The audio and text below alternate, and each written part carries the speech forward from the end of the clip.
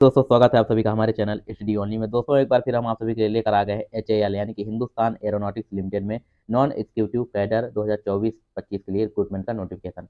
इसके बारे में दोस्तों फुल डिटेल में बात करेंगे। इसके लिए जैसे क्वालिफिकेशन क्या रखी गई है, एज लिमिट क्या रखी गई है, इसका एग्जाम का सिलेबस क्या होगा, जॉब प्रोफाइल आपकी क्या रहेगी, इसका ऑनलाइन फॉर्म कैसे अप्लाई करना है, साथ ही ऑनलाइन फॉर्म की फीस कितनी रखी गई है, ये सारी जानकारी हम आपको इस वीडियो में स्टेप बाय स्टेप बताएंगे। बस आप लोग वहाँ तक वीडियो के अंत तक बने रहिए। और हाँ दोस्तों, अगर आप हमारे चैनल पर नए हैं तो चैनल को सब्सक्राइब और वीडियो को लाइक जरूर कर लीजिए, क्योंकि हम आप लोग के लिए ऐसे ही गवर्नमेंट जॉब से रिलेटेड अपडेटेड वीडियो लेकर आते रहते हैं। तो आइए दोस्तों स्टार्ट करते हैं आज का वीडियो। तो दोस्तों सबसे पहले इसका फुल नोटिफिकेशन देख लेते हैं। Hindustan aeronautics limited government of India enterprise avionics division Hyderabad के तहत नोटिफिकेशन जारी किया गया दोस्तों।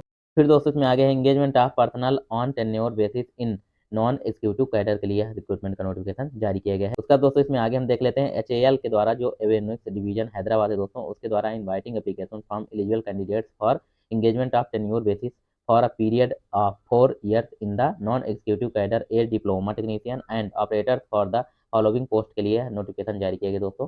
इसमें जो पोस्ट रखी गई है वो ऑपरेटर्स है और दोस्तों टेक्नीशियन पोस्ट के लिए नोटिफिकेशन जारी किया गया, जो कि दोस्तों 4 साल के लिए रहेगा, नॉन एग्जीक्यूटिव पोस्ट है।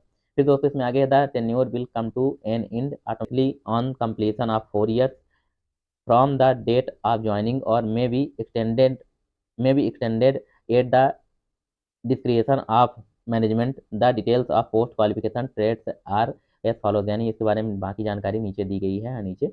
और दोस्तों यहाँ जैसे ही आपका टेन्योर कंप्लीट हो जाएगा उसके बाद आपका एक्सटेंड भी कर दिया जाएगा। फिर दोस्तों इसमें आगे डिटेल में पोस्ट डिसिप्लिन रिजर्वेशन के बारे में बात की गई है। तो यहाँ सबसे पहले जो पोस्ट है ट्रेड वाइज दोस्तों डिप्लोमा टेक्नीशियन की पोस्ट रखी गई है, किस कैटेगरी में कितनी पोस्ट रखी गई वो भी यहाँ बताया गया है। तो जो डिप्लोमा टेक्नीशियन की पोस्ट है मैकेनिकल के लिए, तो इसमें एससी के लिए एक पोस्ट है, एसटी के लिए यहाँ कोई पोस्ट नहीं है, ओबीसी के लिए 2 पोस्ट और जनरल कैंडिडेट के लिए टोटल 5 है, ईडब्ल्यूएस को मिला के। टोटल पदों की संख्या देखी जाए तो 8 पद इसमें रखे गए हैं। फिर डिप्लोमा टेक्नीशियन की दोस्तों मैकेनिकल के लिए, तो इसमें टोटल पद जो है एक है, वो भी दोस्तों ओबीसी के लिए, और एक पोस्ट जो है वो जनरल वालों के लिए। टोटल 2 पद इसमें रखे गए हैं। फिर अगली जो पोस्ट है डिप्लोमा टेक्नीशियन इलेक्ट्रिकल के लिए दोस्तों, इसमें टोटल पदों की संख्या 2 है, एक जनरल के लिए और एक ओबीसी के लिए। फिर डिप्लोमा टेक्नीशियन इलेक्ट्रिकल के लिए दोस्तों, इसमें टोटल पदों की संख्या एक एससी के लिए रखी गई, एक ओबीसी के लिए और एक जनरल पोस्ट रखी गई है। टोटल पदों की संख्या 3 यहाँ रखी गई है। फिर अगली जो पोस्ट डिप्लोमा टेक्नीशियन इलेक्ट्रॉनिक्स के लिए, इसमें टोटल पदों की संख्या 21 है, जिसमें एससी के लिए 3 पोस्ट, 2 पोस्ट एसटी के लिए, 5 पोस्ट ओबीसी के लिए और 3 पोस्ट ईडब्ल्यूएस कैंडिडेट और 8 पोस्ट जनरल कैंडिडेट के लिए इसमें रखी गई है। उसका दोस्तों इसमें आगे डिप्लोमा टेक्नीशियन इलेक्ट्रॉनिक्स के लिए, इसमें टोटल पदों की संख्या 14 है, जिसमें 2 पोस्ट एससी के लिए, एसटी के लिए 1 पोस्ट, 4 पोस्ट ओबीसी के लिए और 5 और 2 7 पोस्ट जनरल कैंडिडेट के लिए है। फिर अगली जो पोस्ट है डिप्लोमा टेक्नीशियन केमिकल वालों के लिए, इसमें टोटल 1 पोस्ट रखी गई दोस्तों, वो भी जनरल कैंडिडेट के लिए। फिर अगली जो पोस्ट है ऑपरेटर इलेक्ट्रॉनिक्स मैकेनिक की, ऑपरेटर की पोस्ट है, इसमें 1 पोस्ट है, वो भी दोस्तों ओबीसी कैंडिडेट के लिए और 1 पोस्ट जो है जनरल कैंडिडेट के लिए। टोटल 2 पद इसमें रखे गए हैं। उसका दोस्तों इसमें ऑपरेटर फिटर वालों के लिए पोस्ट रखी गई, टोटल इसमें पदों की संख्या 1 रखी गई, जो कि जनरल कैंडिडेट के लिए है। फिर ऑपरेटर पेंटर है, इसमें भी 1 पोस्ट है जनरल कैंडिडेट के लिए और 1 पोस्ट ओबीसी के लिए। टोटल 2 पद इसमें रखे गए हैं। फिर ऑपरेटर टर्नल के लिए, इसमें दोस्तों 1 पोस्ट रखी गई, वो भी जनरल कैंडिडेट के लिए। टोटल पदों की संख्या की बात करें दोस्तों तो 57 इसमें टोटल पद रखे गए हैं। फिर दोस्तों यहाँ आपको जनरल कैटेगरी यानी कि यूआर के बारे में फुल फॉर्म बताया गया है, एससी का फुल फॉर्म क्या होता है, ये सारी जानकारी यहाँ बताई गई है। उसका दोस्तों इसमें आगे रिजर्वेशन वगैरह के बारे में यहाँ नीचे दिया गया है। दोस्तों इसमें आगे एसेंशियल क्वालिफिकेशन की बात कर लेते हैं। तो इसमें क्वालिफिकेशन आपकी क्या होनी चाहिए, तो पोस्ट वाइज यहाँ क्वालिफिकेशन रखी गई, जैसे कि सबसे पहले डिप्लोमा टेक्नीशियन पोस्ट के लिए मैकेनिकल से आपके पास डिप्लोमा होना चाहिए, यानी कि इंजीनियरिंग का मैकेनिकल से आपका डिप्लोमा कंप्लीट होना चाहिए 3 साल का, तो आप इस फॉर्म को अप्लाई कर पाएंगे। फिर आगे दोस्तों डिप्लोमा टेक्नीशियन मैकेनिकल से, इसमें भी आपका डिप्लोमा जो है रेगुलर बेस पे मैकेनिकल से आपके पास इंजीनियरिंग का डिप्लोमा होना चाहिए। उसका दोस्तों इसमें आगे एक serviceman from Indian air force Indian army, अगर आप एक सर्विसमैन है तो भी आप इस पोस्ट को अप्लाई कर सकते हैं। फिर डिप्लोमा टेक्नीशियन इलेक्ट्रिकल से, तो इसमें दोस्तों आपका डिप्लोमा इलेक्ट्रिकल से होना चाहिए। उसका दोस्तों डिप्लोमा टेक्नीशियन इलेक्ट्रिकल, इसमें भी दोस्तों आपका डिप्लोमा इलेक्ट्रिकल से होना चाहिए। फिर आगे दोस्तों डिप्लोमा टेक्नीशियन इलेक्ट्रॉनिक्स से, इसमें डिप्लोमा आपका इंजीनियरिंग का डिप्लोमा इलेक्ट्रॉनिक सब्जेक्ट से होना चाहिए। जिस ब्रांच से मांगा गया है उस ब्रांच से आपका डिप्लोमा होना चाहिए दोस्तों, जिस ब्रांच से आप पोस्ट अप्लाई करेंगे। उसका दोस्तों यहाँ हम आगे देख लेते हैं, ऑपरेटर की बात कर लेते हैं। तो यहाँ ऑपरेटर इलेक्ट्रॉनिक्स मैकेनिक में जो बात की गई है, तो इसके लिए दोस्तों एनएससी 3 ईयर्स का होना चाहिए, आईटीआई आपका पास जो है 2 साल का होना चाहिए। उसके अलावा मैकेनिक इलेक्ट्रॉनिक्स मैकेनिक से और साथ ही एनसीवीटी का सर्टिफिकेट भी होना चाहिए। फिर ऑपरेटर फिटर के लिए दोस्तों, फिटर से आपके पास आईटीआई होना चाहिए और एनसीवीटी 1 साल का, 2 साल का आईटीआई और 1 साल का एनसीवीटी जो होता है वो होना चाहिए। फिर दोस्तों इसमें ऑपरेटर पेंटर के लिए, तो इसमें भी 3 साल का एनएसी होना चाहिए, जिसमें 2 साल का आईटीआई होगा और पेंटर विद एनएसी एनसीटीवीटी का सर्टिफिकेट आपका 1 साल का होना चाहिए। ऑपरेटर टर्नर के लिए इसमें भी 3 साल का एनएसी होना चाहिए, आईटीआई 2 साल का और दोस्तों एनएसी एनसीटीवीटी जो है 1 साल का रहेगा। इस प्रकार से ये सारी पोस्ट के बारे में जानकारी दी गई है। फिर क्वालिफिकेशन रिक्रूटमेंट हमने आपको बताई दी है, यहाँ नीचे वही चीज़ फिर से बताई गई है। फिर दोस्तों इसमें आगे एज लिमिट की बात कर लेते हैं। इसमें एज लिमिट क्या रखा गया है, तो जो एज लिमिट है दोस्तों, तो आपकी 24/11/2024 तक आपकी जो जनरल कैंडिडेट्स हैं, यूआर और ईडब्ल्यूएस जो हैं, उनकी मैक्सिमम जो एज है 28 साल होनी चाहिए, इससे ज़्यादा की नहीं होनी चाहिए।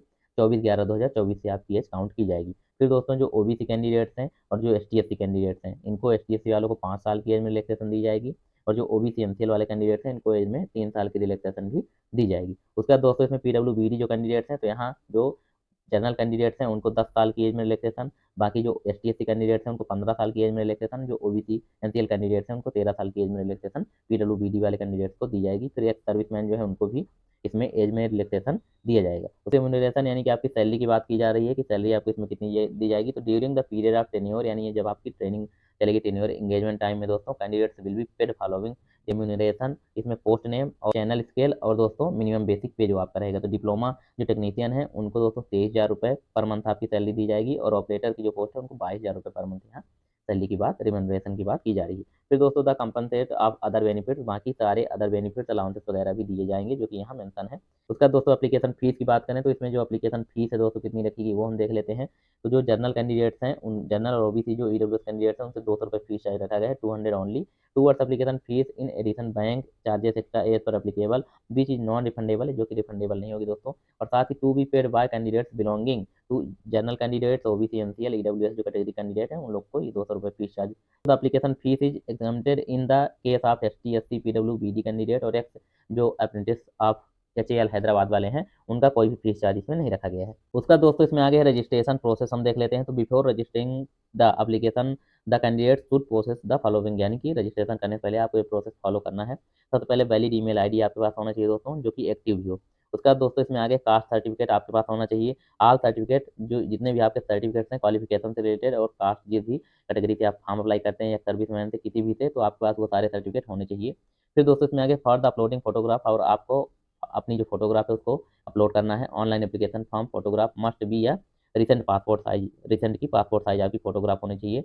उसका दोस्तों इसकी साइज बताई गई है जो है मिनिमम आपकी 30 KB होनी चाहिए, इस और 50 KB से ज़्यादा की नहीं होनी चाहिए। मिनिमम 30 KB और 50 KB के बीच में होनी चाहिए आपकी फोटो। फिर इसमें फॉर अपलोडिंग कैंडिडेट सिग्नेचर, इसमें सिग्नेचर भी आपको अपलोड करनी है। इसकी भी साइज दोस्तों मिनिमम जो है 30 KB और मैक्सिमम जो है 50 KB होनी चाहिए। फिर आगे all details of employment and post qualification experience, ये सारा चीज़ यहाँ बताया गया आपको, एक्सपीरियंस वगैरह हो तो वो भी, और ये आपका सारा सर्टिफिकेट आपको रखना है अपने पास।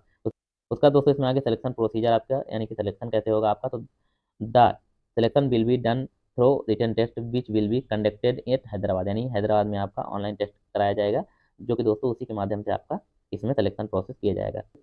रिटन टेस्ट के बाद ही दोस्तों आपको शॉर्टलिस्ट किया जाएगा और इसका जो एग्जाम डेट है वो 22/12/2024 का अभी टेंटेटिव एग्जाम डेट इसमें दिया गया है, यानी कि 22/12/2024 एग्जाम कंडक्ट कराया जाएगा। और दोस्तों इसके बाद इसमें बाकी सारी जानकारी यहाँ नीचे दी गई है। इसके अलावा इसमें क्या दिया गया वो हम देख लेते हैं। मेडिकल एग्जामिनेशन वगैरह भी होगा इसमें। फिर हाउ टू अप्लाई के बारे में बताया गया है, तो इसकी जो ऑफिशियल वेबसाइट है इसके माध्यम से आपको अप्लाई करना है। फिर दोस्तों इसकी जो ऑफिशियल वेबसाइट है जहाँ से आपको फॉर्म अप्लाई करना है, तो यहाँ दिया गया है www.hal-india.co.in के माध्यम से आपको फॉर्म अपना अप्लाई करना है। इसमें आगे हम बता देते हैं application for various post will be received online, eligible and interested candidates are required to visit career page of HAL, यानी कि एचएएल की वेबसाइट पे आपको कैरियर वाले पेज पे जाना है। उसका दोस्तों apply online through the link provide under avionics division, फिर दोस्तों आपको अप्लाई करना है एवियोनिक्स डिवीजन वाले ऑप्शन पे हैदराबाद में। फ्रॉम ये इसका जो ऑनलाइन फॉर्म है 7 नवंबर से इसका स्टार्ट हो चुका है। फॉर्म की जो लास्ट डेट है 24 नवंबर 2024 तक रखी गई है। फिर दोस्तों इसमें आगे नो अदर मेंस, यानी कि दोस्तों अदर कोई माध्यम नहीं है, आपको इसी के माध्यम से फॉर्म अप्लाई करना है। फिर दोस्तों इसमें आगे बताया गया है कि a candidate eligible to apply for one post only for which he she most eligible, यानी जिस पोस्ट के लिए आप एलिजिबल है उसी पोस्ट से अप्लाई करें और एक कैंडिडेट एक ही पोस्ट को अप्लाई कर सकते हैं, हम मेंशन किया गया नोटिफिकेशन में। फिर दोस्तों यहाँ नीचे जनरल कंडीशन वगैरह दिया गया है। तो यहाँ अगर आपको ये पूरा नोटिफिकेशन खुद पढ़ना है तो हमारा जो टेलीग्राम चैनल है जिसका लिंक आपको वीडियो के डिस्क्रिप्शन मिल जाएगा, वहाँ से टेलीग्राम चैनल से आप ये पूरा नोटिफिकेशन खुद भी डाउनलोड करके पढ़ सकते हैं। और अगर आपको कुछ डाउट होता है तो आप हमसे वहीं पूछ भी सकते हैं या तो कमेंट बॉक्स में पूछ सकते हैं। जो कैंडिडेट्स एलिजिबिलिटी क्राइटेरिया कंप्लीट रखते हैं और साथ ही जो लोग भी इंटरेस्टेड हैं वो लोग इस फॉर्म को अप्लाई कर सकते हैं। और अगर हमारे द्वारा दी गई जानकारी आपको अच्छी लगी तो हमारे चैनल को सब्सक्राइब और वीडियो को लाइक जरूर कर लीजिए, क्योंकि वहाँ पर ऐसे ही गवर्नमेंट जॉब से रिलेटेड अपडेटेड वीडियो लेकर आते रहते हैं। तो मिलते हैं दोस्तों नेक्स्ट वीडियो में, तब तक के लिए धन्यवाद।